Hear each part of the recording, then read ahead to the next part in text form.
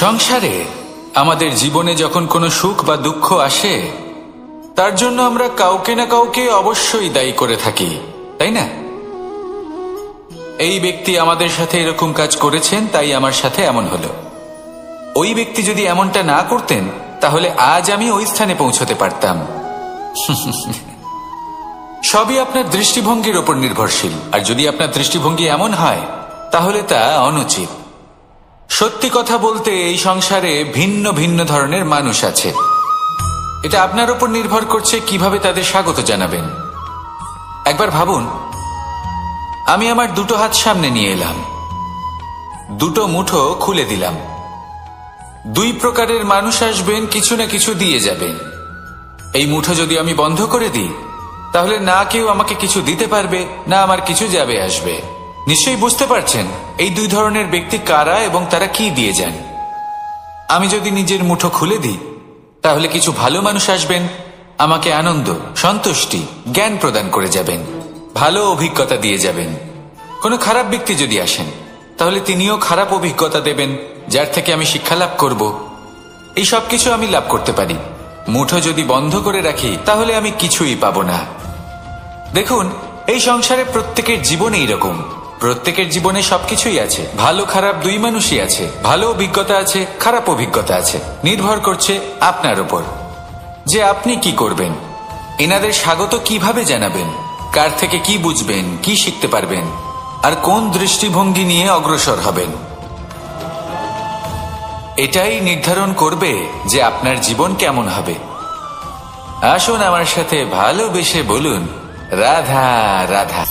মানুষের মধ্যে একটা বিচিত্র প্রবৃত্তি থাকে, অন্য সকলের বিষয়ে, তাদের জীবনের বিষয়ে, তাদের ব্যক্তিত্বের বিষয়ে, তাদের ভবিষ্যতের বিষয়ে অনুমান করা। এটা হলো অনুচিত। কারোর অতীতকালকে দেখে লোকে ভবিষ্যৎ বলে দিতে পারেন, বর্তমানকে দেখে ভবিষ্যতের বিষয়ে অনুমান করে ফেলেন। উদাহরণ দিতে হলে বলবো, কোনো দাসকে দেখুন, ওকে দেখে লোকে বলে যে ওর ভবিষ্যৎ সেটাই হতে পারে, অনুমান করে ফেলেন। আর এই রাজাকে দেখুন, উনি তো কত সুখী হবেন, উনি তো জগতের সব থেকে অধিক সুখী মানুষ, কত সুখ সুবিধা আছে ওনার কাছে, ধারণা করে ফেলেন। তবে সত্য তো এটাই যে কারোর ব্যক্তিত্বের বিষয়ে, তাদের ভবিষ্যতের বিষয়ে আপনি পূর্ণ সত্য কখনোই বলতে পারবেন না, শুধু অনুমান করতে পারবেন। আর এই অনুমান করে সত্যি কোনো লাভ হয় না, কারণ এই কাল সেটা হলো অত্যন্ত শক্তিশালী। কালো থেকে কালোতর কয়লাকেও হিরেতে পরিণত করতে পারে, অনেক বড় বড় রাজাকেও বিদূষক বানিয়ে ফেলতে পারে এক মুহূর্তেই। তাহলে আপনি অনুমান করে কি লাভ, কি পেলেন অনুমান করে? সেই জন্য কারোর বিষয়ে কোনো অনুমান করবেন না, তার ভবিষ্যতের বিষয়ে অনুমান করতে যাবেন না, কারোর বিষয়ে কোনো ধারণা করে নেবেন না। কিছু করতে হলে ভালোবাসুন, সবার মধ্যে ভালোবাসা ছড়ান, সবার মধ্যে ধন্যাত্মক ভাব ছড়ান। এই মন প্রসন্ন হয়ে বলবে, রাধা রাধা। এটা হলো ধান গাছ, এর থেকে যে চাল উৎপন্ন হয় তা মানুষ গ্রহণ করেন। আর এটা কি? এ হলো জংলি ঘাস। একবার ভেবে দেখুন, যদি এই জংলি ঘাস ধান গাছের আশেপাশে থাকে, তাহলে কি হবে? ধান উৎপন্ন হতে পারবে? তা উৎকৃষ্ট হতে পারবে? আমরা কি তা গ্রহণ করতে পারবো? কখনোই নয়। এই জংলি ঘাস ধানকে নষ্ট করে দেবে, কিন্তু নিজে জীবিত থাকবে। এটাই হলো আজকের শিক্ষা। এই সংসারে যদি আপনি নীতির পথে চলতে চান, উচিত কর্ম করতে চান, সংসারকে সেবা করতে চান, তাহলে জংলি ঘাসের মতো ব্যক্তিদের থেকে সবসময় দূরে থাকতে হবে। সেই ব্যক্তি যারা দুর্নীতি এবং মিথ্যা দ্বারা পরিপূর্ণ, যাদের ব্যবহার অশুভ, যাদের অনেক অশুভ গুণ রয়েছে, তারা সঠিক নয়। সেই সকল ব্যক্তি যাদের চরিত্র অত্যন্ত দুষ্ট হয়, তারা হয় শুভ চরিত্রের ব্যক্তিকে একদম নষ্ট করে দেয়, নয় নিজের মতো বানিয়ে তোলে। তাই যদি আপনি নীতির পথে চলতে চান, এই সংসারের জন্য শুভ কর্ম করতে চান, তাহলে সেই সঙ্গ লাভ করুন যে সঙ্গ জ্ঞানে পরিপূর্ণ, যাদের মধ্যে অনেক গুণ আছে, যাদের থেকে প্রতিদিন কিছু শিখতে পারবেন, এমন ব্যক্তির সাথে জীবন অতিবাহিত করুন, দুরাচারীদের থেকে দূরে থাকুন। তবেই এই মন প্রসন্ন হয়ে বলবে রাধা রাধা। মানুষের মানসিকতা এমন হয় যে সে যতটা করে আশা করে যে তার থেকে অনেক বেশি তার বদলে সে পাবে। দেখুন, সবকিছুই আপনার ভাবনা চিন্তার উপর নির্ভর করছে। আপনি যদি ফলের বিষয়ে ভেবে কর্ম করতে থাকেন তাহলে সেটা অনুচিত। জীবনের আসল আনন্দ হলো নিজের কর্ম করতে থাকা, ফলের চিন্তা করা উচিত নয়। যদি আপনি এরকম ভাবেন যে আমি এতটা করছি, আমার এতটা পাওয়া উচিত, সেই ভাবনা অনুচিত। যদি আপনি সেবার মানসিকতা নিয়ে কর্ম করতে থাকেন, কর্মচক্রে প্রবাহিত হন, যদি আপনি এমন ভাবনা রাখেন যে আমি এতটা পাচ্ছি তাই এর থেকে অনেক বেশি আমি কর্ম করব, তাহলে নিশ্চিত রূপে আপনি যতটা করছেন তার থেকে অনেক বেশি আপনি পাবেন, আপনার আশার থেকে অনেক বেশি আপনি পাবেন। শুধু জীবনে অনেক বেশি কাজ করতে থাকুন, ফলের চিন্তা করবেন না। আর মনে রাখবেন, এই ভাবনাই সব থেকে বড় বীজ। কর্মের উপর বিশ্বাস রাখুন, জীবনে যা যা আপনি চান সবই সুখময় হবে। আসুন আর আমার সাথে ভালোবেসে বলুন রাধা রাধা। পঞ্চতত্ত্বের মধ্যে দ্বিতীয় তত্ত্ব হল ধরণী, ভূমি, যাকে আমরা ধরণী মাতা বলি। এই ধরণী ধৈর্য ধারণ করে, আর এর উপরেই আমাদের সমগ্র সংসার নির্ভরশীল। কারণ এই ভূমি সহ্য ক্ষমতা রাখে, এর সহ্য ক্ষমতা হল অপরিসীম। সন্তান যতই আঘাত প্রদান করুক না কেন প্রেম পূর্বক সহ্য করে, আর তার বদলে অমূল্য রত্ন প্রদান করে। সন্তান যদি হাল চালায় তাহলে তার বদলে তাকে অন্ন প্রদান করে। এটাই হলো ধরণী। এবার এর থেকে আমরা কি শিক্ষা পেতে পারি? এটাই যে কারোর জন্য কিছু করা বা কাউকে কিছু দেওয়া মনে কোনো কামনা ছাড়াই। আর এই কথাটা বুঝে যান, যদি কারোর জন্য কামনা না রেখে বা কোনো পাওয়ার আশা না রেখে কারোর জন্য কিছু করেন বা কারোকে কিছু দেন, যদি এটা আপনি শিখতে পারেন তবে আপনি ভালোবাসতে শিখে গেছেন। আর সেই জন্যই এই ধরিত্রীকে মাতা বলা হয়। কারণ মাতা শুধু উনি নন যিনি গর্ভে সন্তানকে ধারণ করেন, মাতা তো উনিও যিনি জীবন বাঁচতে শেখান, যিনি জীবন বাঁচার উদাহরণ প্রদান করেন। তাহলে ধরণীর থেকে এই নিঃস্বার্থ ভাব শিখুন, নিঃস্বার্থ ভালোবাসা শিখুন, আর এই ভালোবাসার সাথেই বলুন রাধা রাধা। সংসারে সকলে উঁচুতে উঠতে চায়, কেউ নত হতে চায় না। সবাই এটা মনে করে যে নত হওয়ার অর্থ হলো তাদের আত্মসম্মান এবং অহংবোধের বিরুদ্ধাচরণ করা। তাদের মনে হয় যে যদি আমরা নত হই সংসার আমাদের দুর্বল মনে করবে, তাদের শৌর্য এবং তাদের ব্যক্তিত্বের অপমান হবে। কিন্তু এটা কি সত্যি? প্রত্যেকবার নত হওয়ার অর্থ কি সম্মানহানি হওয়া? কখনোই নয়। আপনি নিজের জীবনকেই দেখে নিন, আপনার কোনো অমূল্য জিনিস যদি নিচে পড়ে যায় তাহলে তাকে কিভাবে তোলেন? সেই বস্তুকে তোলার জন্য আপনাকে নত হতেই হবে। আপনি বড়দের আশীর্বাদ কিভাবে লাভ করেন? আপনি নত হয়ে তবেই তাদের আশীর্বাদ লাভ করতে পারেন, তাই না? ভেবে দেখুন, আপনি একটা পথে হাঁটছেন, আপনি দেখতে চাইছেন যে আপনি সঠিক পথে হাঁটছেন কিনা, পায়ের নিচে কাঁটা পড়ে আছে কিনা। কিভাবে দেখবেন? আপনাকে সেই মাথা নত করেই দেখতে হবে। এর অর্থ কি? অর্থ খুব সহজ। প্রত্যেকবার নত হওয়া অনুচিত নয়, সেটা কোনোভাবেই সম্মানহানি নয়। পরিস্থিতি অনুসারে এবং যেখানে প্রয়োজন আপনি নত হতে শিখে গেলে আপনি অনেক কিছুই লাভ করতে পারবেন। জ্ঞান, মান, গুণ, বিশ্বাস। সেই জন্য প্রয়োজন এবং পরিস্থিতি অনুসারে নত হতে শিখুন, এতে অনুচিত কিছুই নেই। আত্মসম্মান থাকা অত্যন্ত প্রয়োজনীয়, কিন্তু তা যেন কখনো অহংকারে পরিণত না হয়। এই বিষয়ে অবশ্যই নজর রাখবেন এবং আমার সাথে ভালোবেসে বলবেন রাধা রাধা। বিন্দু বিন্দু জলেই সাগর নির্মাণ হয়। এবার এই কথা আমরা সকলে জানি। আপনি কি এই কথাটা জানেন? যে ছোট ছোট সুখের দ্বারাই বড় সুখ লাভ করা যায়। একজন বাবাকে দেখুন, সন্তানের জন্ম থেকে তার যুবক হওয়া পর্যন্ত তার সাথে ছোট ছোট সুখ যাপন করেন। এই ছোট ছোট সুখগুলি তাদের প্রেমের সম্পর্কে গভীরতা নিয়ে আসে এবং প্রেমের এই গভীরতা তাদের জীবনে বড় সুখ নিয়ে আসে। এটা ঠিক সেই রকম যেরকম বিশাল এক সমুদ্রে, গভীর এক সমুদ্রে অমূল্য রত্ন খুঁজে পাওয়া যায়। এটাও ঠিক সেই রকমই। সেই জন্য জীবনে বড় বড় সুখের খোঁজ করতে গিয়ে সময় নষ্ট করবেন না। এই যে ছোট ছোট সুখ আছে, এগুলোকে যাপন করা শুরু করুন, এগুলোর আনন্দ লাভ করুন, এগুলো নিয়ে উৎসব পালন করুন, প্রেমের গভীরতা বুঝুন আর এই গভীর প্রেমে মন নিমজ্জিত করুন। তারপরে দেখুন এই মন আর এই জীবন সুপ্রসন্ন হয়ে বলবে, রাধা রাধা। এই সংসারে যখন সাফল্যের পথে আপনি অগ্রসর হবেন, তখন আপনার পরিশ্রম, একাগ্রতা, সাহসের সাথে সাথে সমাজের মানসিকতাও সহ্য করতে হবে। প্রত্যেক ব্যক্তি কিছু না কিছু ভাবেন, কিছু না কিছু বলেন। কিছু মানুষ এমন আছেন যারা ভাববেন যে আপনি কিছুই করতে পারবেন না, তারা আপনার নিন্দা করবেন। আর এই নিন্দার কথা ভেবেই আমরা ভয়ভীত হয়ে পড়ি। সেই কারণে নিজেদের আশা, নিজেদের বিশ্বাস হারিয়ে ফেলি। এবার যদি সেই নিন্দার ভয়ে আমরা লক্ষ্যচ্যুত হই, তাহলে সেটা অনুচিত। সেই জন্য জীবনে শুধু পরিশ্রম করতে থাকুন, সামনে এগোতে থাকুন।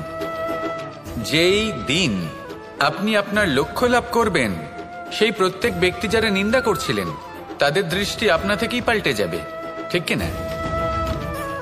এই সংসারকে যা প্রাণ চায় তাই বলতে দিন। যদি আপনি কারোর কথা শুনতে চান, তাহলে নিজের অন্তরের কথা শুনুন, সেটাই আপনাকে উচিত পথে নিয়ে যাবে। সামনে অগ্রসর হতে থাকুন, পরিশ্রম করুন। এমন একটা দিন আসবে যেদিন এই নিন্দুক ব্যক্তিরা আপনার লক্ষ্য প্রাপ্তির উদাহরণ সবাইকে দেবে। আসুন আমার সাথে ভালোবেসে বলুন, রাধা রাধা। আমরা জীবনে চলতে চাই, সামনে এগোতে চাই, কিন্তু কখনো কখনো এমন হয় যে আমরা আমাদের লক্ষ্য দেখতেই পাই না। আমরা চিন্তিত হয়ে পড়ি, ব্যতীত হয়ে পড়ি, আমরা কিছু বুঝতেই পারি না। এই মন অশান্ত হয়ে যায়। কিন্তু যদি আপনি থেমে যান, তাহলে নিজের পথ এবং নিজের লক্ষ্য থেকে সরে যাবেন। সেই জন্য চলতে থাকুন, থামবেন না। যতদূর পারবেন চলতে থাকুন, যতদূর দৃষ্টি যাচ্ছে চলতে থাকুন। তারপরেই দেখবেন পরবর্তী পথ আপনা থেকেই আপনার সামনে আসবে। কারণ আপনার দৃষ্টির সীমা থাকতেই পারে, দৃষ্টিভঙ্গির সীমা নেই। আপনার পথের সীমারেখা থাকতেই পারে, কিন্তু সেই পথে চলার সাহসের সীমা নেই। সেই জন্য নিজেকে অসীমিত করে তুলুন। এই সীমারেখা আপনা থেকেই দূর হয়ে যাবে, লক্ষ্য নিজে থেকেই দেখতে পাবেন। আর এই মন সুপ্রসন্ন হয়ে বলবে, রাধা রাধা। মানুষ সবসময় চায় যে তার জীবনে যেন কখনো কোনো সমস্যাই না আসে। সে চায় তার জীবন যেন শুধুমাত্র শান্তি এবং সুখের দ্বারা পূর্ণ থাকে। কিন্তু এই চাহিদা অনুচিত কিছু নয়। আমরা সবাই এটাই চাই যে জীবনে সুখ থাক, শান্তি থাক। কিন্তু এই কথা সবসময় মনে রাখবেন, যে সূর্য উদিত হন সংসারকে প্রকাশমান করেন, দুপুরবেলায় সংসারকে রৌদ্র প্রদান করেন, সন্ধেবেলায় তাকেও অস্ত যেতে হয়। এবার আমাদের জীবন চক্র কিছুটা এরকমই। কোনো কিছুই চিরকাল একরকম থাকে না। কখনো এই নদীকে দেখুন, যা বয়ে চলেছে। এই নদী যা বয়ে চলেছে তার পথেও অনেক বিপদ আসে। বড় বড় পাথরের সম্মুখীন হয়ে তাকেও সামনে এগিয়ে যেতে হয়। একটি পুকুর যা চারদিক থেকে ঘেরা, তার জীবনে কিন্তু কোনো সমস্যা নেই। কিন্তু এই সংসারে পুকুরের পুজো করা হয় না, পুজো করা হয় নদীকে। মনে রাখবেন, সমস্যার ঊর্ধ্বে তিনি উঠতে পারেন যিনি সমাধি লাভ করেছেন, যিনি এই সংসারেই নেই। যিনি এই সংসারে আছেন এবং জীবিত আছেন, তার জীবনের সমস্যা হলো শ্বাসবায়ুর মতোই গুরুত্বপূর্ণ। আসুন আমার সাথে ভালোবেসে বলুন, রাধা রাধা। আমরা সবাই জীবনে সুখ লাভ করতে চাই। শুধু জীবনে কেন, জীবনের পরেও আমরা সুখ লাভ করতে চাই। আমরা সকলে স্বর্গের কামনা করি,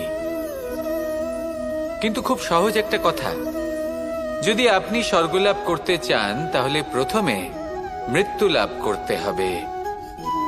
আপনি যদি প্রাণই না দেন তাহলে আপনি স্বর্গলাভ কিভাবে করবেন, তাই না?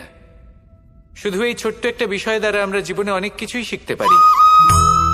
যদি আপনার কোনো লক্ষ্য থাকে, কোনো মনোবাঞ্ছিত স্থান থাকে, কোনো বড় কাজ আপনি করতে চান, তাহলে সেই সবই হবে, কিন্তু শুধুমাত্র কামনা করলে হবে না। আপনাকে কর্ম করতে হবে, নিরন্তর প্রয়াস, পরিশ্রম, পথ খুঁজতে হবে, সামনে অগ্রসর হতে হবে। কখনো অসফল হলে তার কারণ খুঁজতে হবে, বিপদের সম্মুখীন হতে হবে, অন্তর থেকে নিজের শক্তি বাড়িয়ে তুলতে হবে। তবেই আপনি নিজের লক্ষ্য লাভ করতে পারবেন, মনোবাঞ্ছিত স্থান পাবেন। মহান নদী গঙ্গা একটি বিন্দু দ্বারা শুরু হয়, ধীরে ধীরে অগ্রসর হয়। কোনো পাথরে ধাক্কা খেলেও সে থামে না, বরং এগোতেই থাকে। তারপরেই সে মহান নদী গঙ্গা হয়ে উঠতে পারে। পরিশ্রম করুন, লক্ষ্য লাভ করুন, আর আমার সাথে ভালোবেসে বলুন, রাধা রাধা। এই সংসারে জয়লাভ করার জন্য, সাফল্য লাভের জন্য শক্তি, ধৈর্য, সাহস, মিত্রদের সঙ্গ, এই সব ছাড়া আর কি আছে যা অত্যন্ত প্রয়োজনীয়? বিশ্বাস।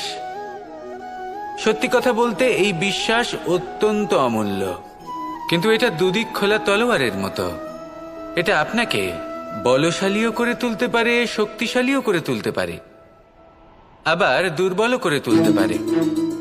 কিভাবে? যদি আপনি শুধুমাত্র অন্যের উপরে বিশ্বাস করেন যে ওনারা সবাই আমাকে সামলে নেবেন, আপনার বিশ্বাস শুধুমাত্র অন্যের উপর, আর সেই বিশ্বাসের ভিত্তিতে আপনি কর্ম করেন, তাহলে আপনি দুর্বলই হয়ে উঠবেন। কিন্তু এই বিশ্বাস যদি আপনি নিজের উপর রাখেন যে যাই হয়ে যাক না কেন, আমি নিজেকে ঠিক সামলে নেব, আমি আমার পথ বানিয়ে নেব, সব বিপদের সম্মুখীন আমি নিজে হব এবং জীবনে সামনে এগোতে থাকব, তাহলে এই বিশ্বাস আপনাকে বলশালী করবে। এবার সিদ্ধান্ত আপনার যে আপনি কি চান, এই বিশ্বাস আপনাকে বলশালী করবে নাকি দুর্বল। ভেবে দেখুন, আর আমার সাথে ভালোবেসে বলুন, রাধা রাধা। কথায় আছে যে স্বপ্ন এবং লক্ষ্য হলো একটি মুদ্রারই দুটি দিক। যতক্ষণ না স্বপ্ন দেখছেন ততক্ষণ বুঝবেন কি করে আপনার লক্ষ্য কি? স্বপ্ন দেখে যদি নিজের লক্ষ্য বুঝতে পারেন, সেটা পেতে চান, তবেই সেটা লাভ করতে পারবেন।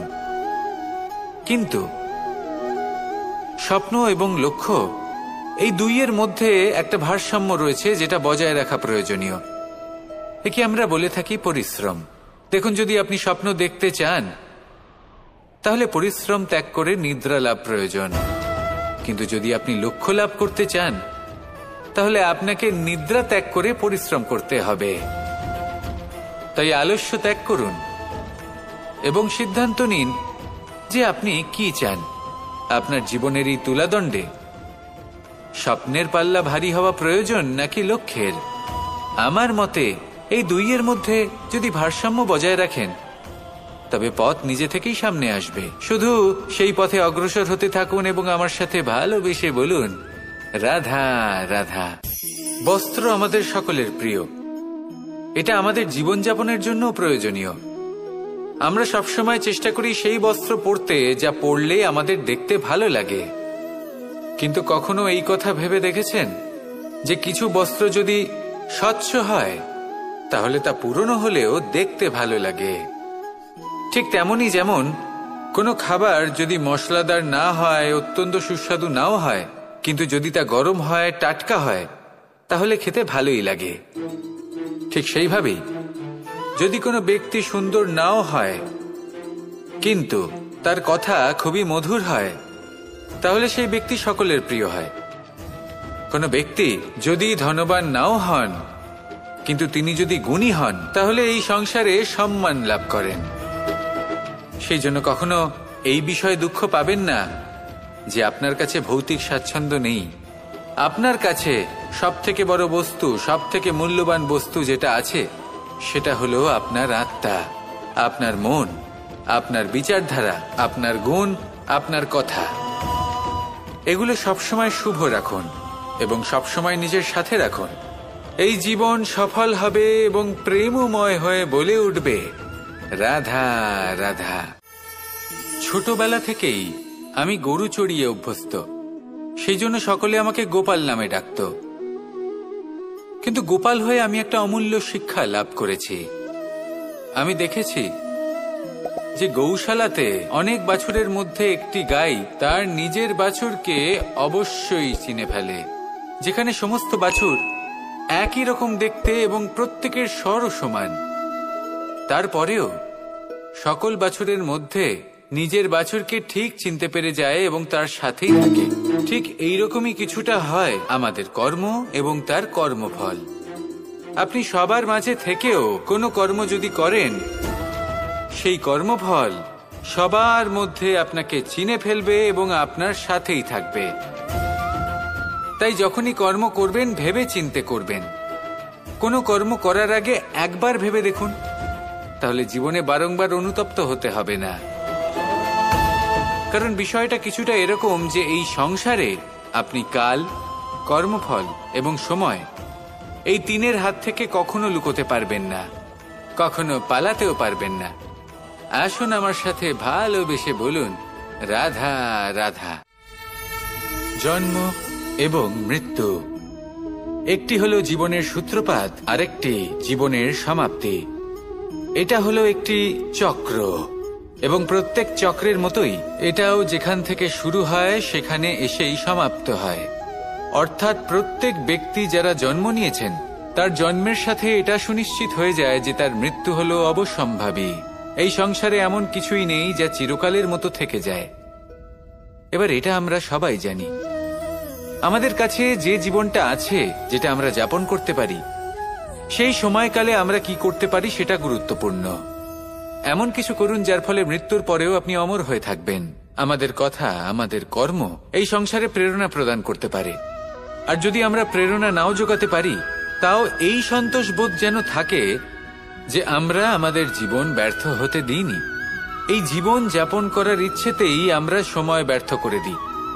আর এই জীবনকে যাপন করার সর্বশ্রেষ্ঠ উপায় হলো এটাই যে কখন আমাদের মৃত্যু হবে, কিভাবে আমাদের মৃত্যু হবে, এই চিন্তা ত্যাগ করে যেন আমরা বর্তমানে বেঁচে থাকি, আজকে বেঁচে থাকি, আজকে দাঁড়িয়ে কর্ম করি এবং আজ যে সংকট সামনে তার সম্মুখীন হই। ভবিষ্যতের পথ নিজে থেকেই উন্মুক্ত হবে। আপনার জীবনে অনেক বড় বড় বিপদরূপী পাথর আসবে।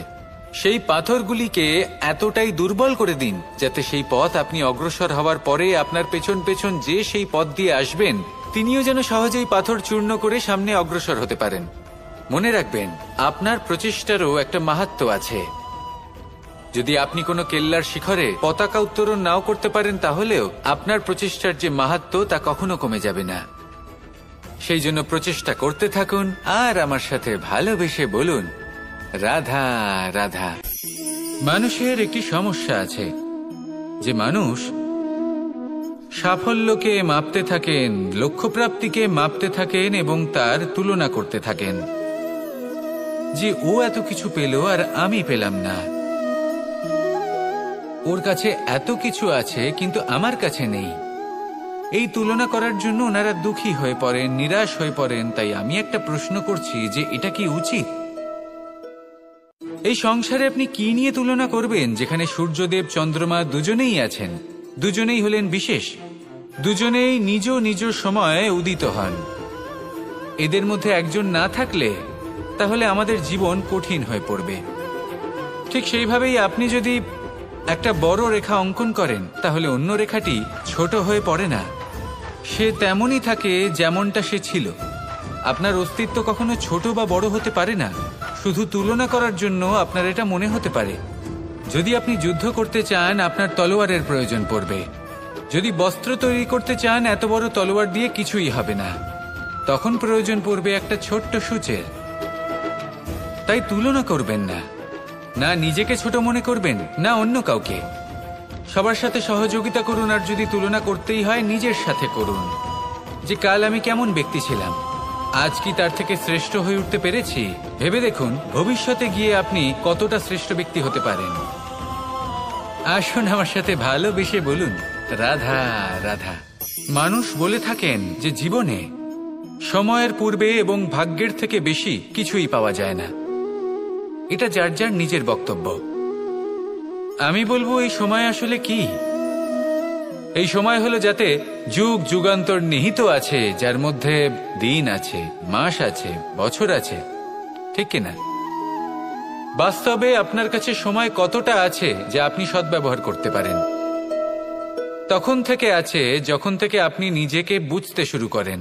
ততক্ষণ আছে যতক্ষণ না আপনি এই সংসার ছেড়ে চলে যাচ্ছেন। শুধু এটুকু সময় আছে আপনার কাছে। আর যদি ভাগ্যের কথা বলা হয়, তাহলে ভাগ্য হলো সেই পরিস্থিতি যখন মানুষ নিজেকে সময়ের হাতে সমর্পণ করে দেন, তাকে ভাগ্য বলে।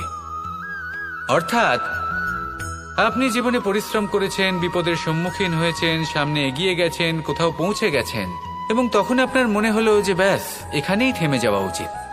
তাহলে সেটাই হবে আপনার ভাগ্য। যদি ভাগ্যের কথা বলা হয়, তাহলে বলবো সত্যবানের ভাগ্যে মৃত্যু লেখা ছিল, কিন্তু সাবিত্রীর কর্ম তাকে পুনর্জীবিত করে তুলেছিল। অর্থাৎ এই ভাগ্য বদল করা সম্ভব কর্ম এবং পরিশ্রমের দ্বারা। ভেবে দেখুন, রাবণ মাতা সীতাকে হরণ করেছিল। যদি শ্রীরাম সেটাকে ভাগ্য বলে মেনে নিতেন, তাহলে কখনো ভাগ্য বিধাতা হয়ে উঠতে পারতেন না। ভাগ্য হলো একটা বাঁধন যেটাকে ভেঙে ফেলা খুব প্রয়োজনীয়। নিজের লক্ষ্যের কাছে পৌঁছতে হবে।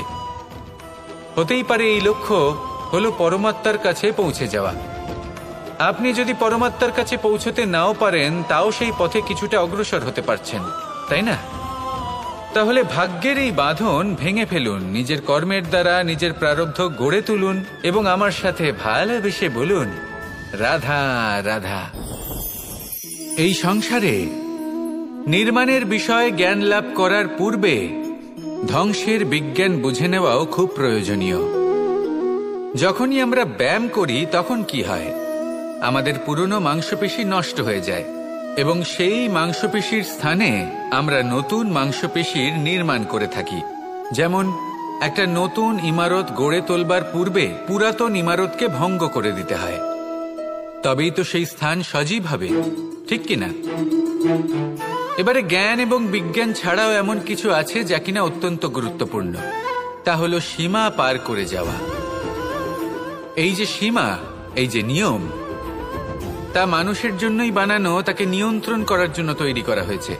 এমন অনেক সীমা, এমন অনেক নিয়ম মানুষের জন্য অত্যন্ত মঙ্গলকারী। কিন্তু কিছু এমন সীমা আছে, কিছু এমন নিয়ম আছে যা মানুষের লঙ্ঘন করে যাওয়া অতি আবশ্যক। যতক্ষণ না এই সীমা লঙ্ঘন করছেন, নিজের নতুন অস্তিত্বকে খুঁজেই পাবেন না, সেই স্থানে পৌঁছতেই পারবেন না যেখানে সংসার তাকে চিরস্মরণীয় করে রাখবে। সেই জন্য জীবনে যাই করবেন, সীমা অতিক্রম করে যান। যদি পরিশ্রম করেন, তাহলে সীমা অতিক্রম করে পরিশ্রম করুন। যদি লক্ষ্যের দিকে অগ্রসর হন, তাহলে সীমা অতিক্রম করে অগ্রসর হন।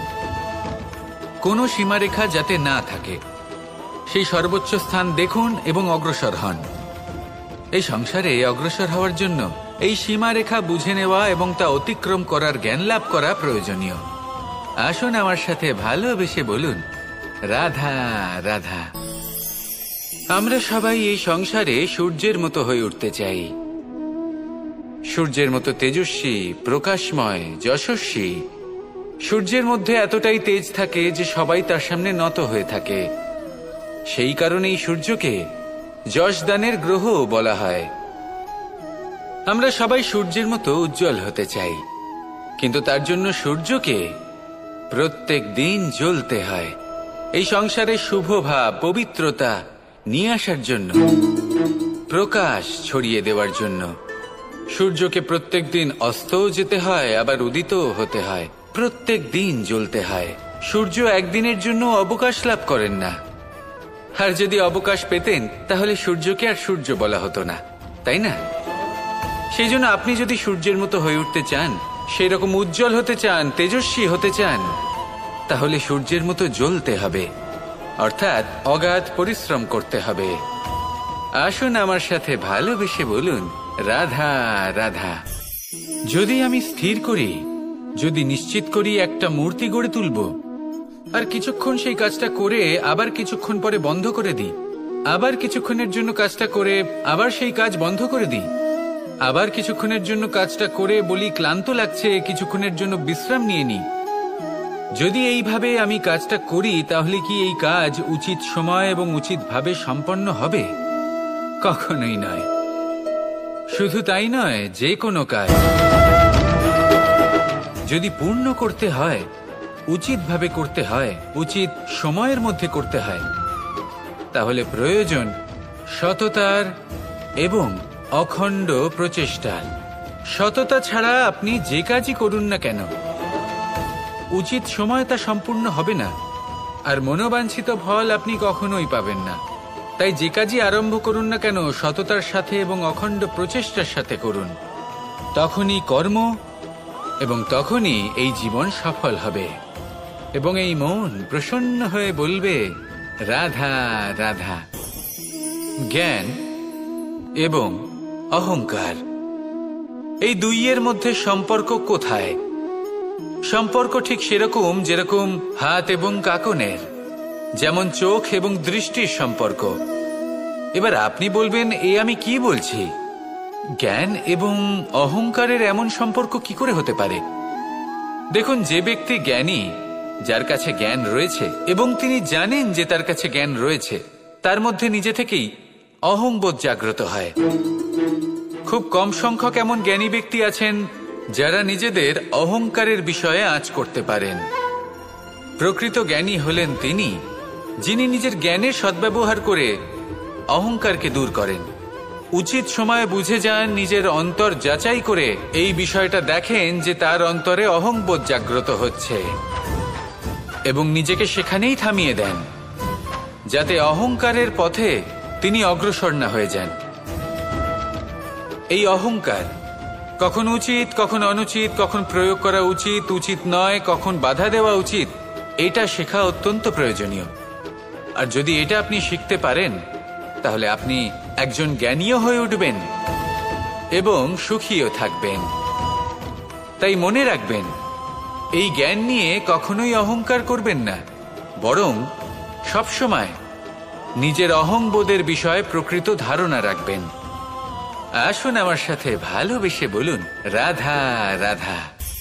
এই সংসারে সব থেকে বেশি কঠোর এবং বলশালী ধাতু হল লৌহ, অর্থাৎ লোহা। হয়তো সেই জন্যই সকল অস্ত্র, সকল শস্ত্র, সকল বাহন, যখনই এদের নির্মাণ হয় তখন সব থেকে বেশি ব্যবহার এই লোহাকে করা হয়। এবার এই লোহার একটা বিশেষ গুণ রয়েছে, সেটা এটাই যে লোহাকে আপনি অন্য কোনো ধাতু দিয়ে কাটতে পারবেন না। লোহা দ্বারাই লোহাকে কাটা সম্ভব। এবার এটা কিভাবে সম্ভব? যে লোহাকে কাটতে হবে তাকে গরম করা হয়, যে লোহা দ্বারা কাটতে হবে সেটাকে ঠান্ডা রাখতে হয়, অর্থাৎ ঠান্ডা লোহা দ্বারা গরম লোহা কাটা হয়। এবার এই যুক্তি, তার প্রয়োগ আমাদের জীবনেও করা যেতে পারে। যদি আপনার কাছে শক্তি থাকে, যদি আপনি বুদ্ধিমান হন, আর যদি আপনার মন স্থির হয়, শান্ত হয়, তাহলে এই সংসারকে আপনি বদলাতে পারবেন।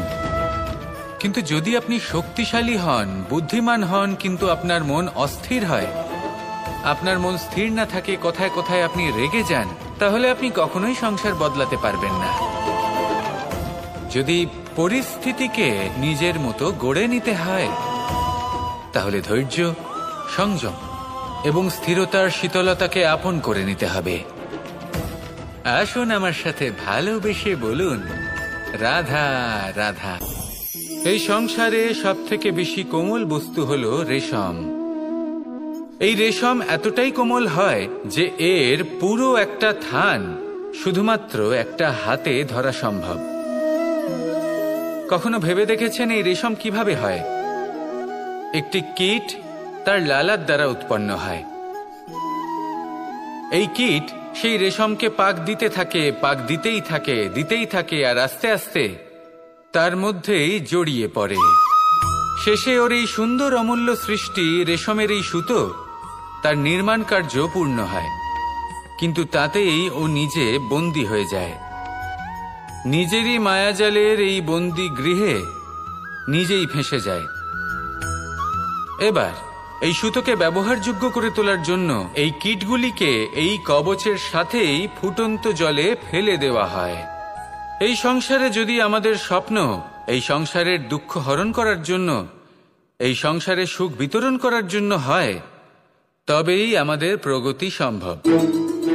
যদি আমাদের এই স্বপ্ন শুধুই আমাদের এবং আমাদের স্বার্থ সিদ্ধির জন্য হয়, তাহলে এই স্বপ্ন আমাদের অন্ধ করে দেবে, আমাদের অন্ধকারের পথে নিয়ে যাবে, আর আমরাও সেই কীটের মতো হয়ে যাব। নিজেদেরই মায়াজালে আমরা নিজেই ফেঁসে যাব, আর শেষে আমরা যদি কিছু লাভ করি তা হবে একাকিত্ব, অন্ধকারময় মৃত্যু।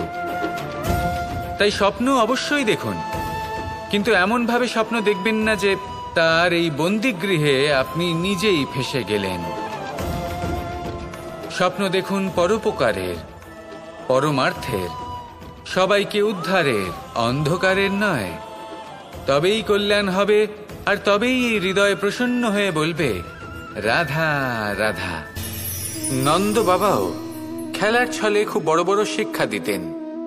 অনেকদিন আগেকার কথা, বাবা আমার জন্য একটা মানচিত্র নিয়ে এলেন। এটা ছিল জম্বু দ্বীপের মানচিত্র, ঠিক যেন একটা ধাঁধা, যা টুকরো টুকরো করে বিভিন্ন দিকে ছড়ানো, যেগুলোকে আমায় জুড়তে হতো। ব্যাস শুধু এটুকুই ছিল আমার কাজ। আমি বারবার প্রচেষ্টা করলাম, কিন্তু বারবার অসফলই রয়ে গেলাম। বাবা এটা দেখলেন এবং হাসলেন। বাবা বললেন, একটা কাজ করো, এই প্রত্যেকটি অংশকে উল্টে রাখো। আমিও উল্টে রাখলাম। তারপরে দেখলাম প্রত্যেক অংশে মানুষের শরীরের কোনো না কোনো অংশ চিহ্নিত। কোথাও হাত আছে, পা আছে, কোথাও মুখ আছে। বাবা বললেন যে এবার এটা জুড়তে চেষ্টা করো। আমিও জুড়ে দিলাম। মানুষের মানচিত্র পূর্ণ হলো। এবার বাবা বললেন, এটা উল্টে রাখো, মানচিত্র পূর্ণ আকার ধারণ করেছে। আমি বললাম, ঠিক আছে।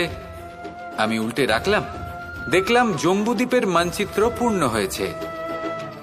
বাবা বললেন, যদি দেশকে সফল করে তুলতে চাও, শক্তিশালী করতে চাও, স্থির বানাতে চাও, তাহলে সবার আগে দেশবাসীকে একত্রিত করতে শেখো। সকল সৈন্যগণ যখন একজোট হয়ে দাঁড়াবে, তখন দেশের শক্তি আরো বেড়ে যাবে। শুধু তাই নয়, বাবা বললেন, যদি ভালোবাসার সাথে জড়িয়ে পড়ো, তাহলে পরমাত্মাও তোমার সামনে এসে দেখা দেবেন। তাহলে এটাই করুন, আর আমার সাথে ভালোবেসে বলুন, রাধা রাধা।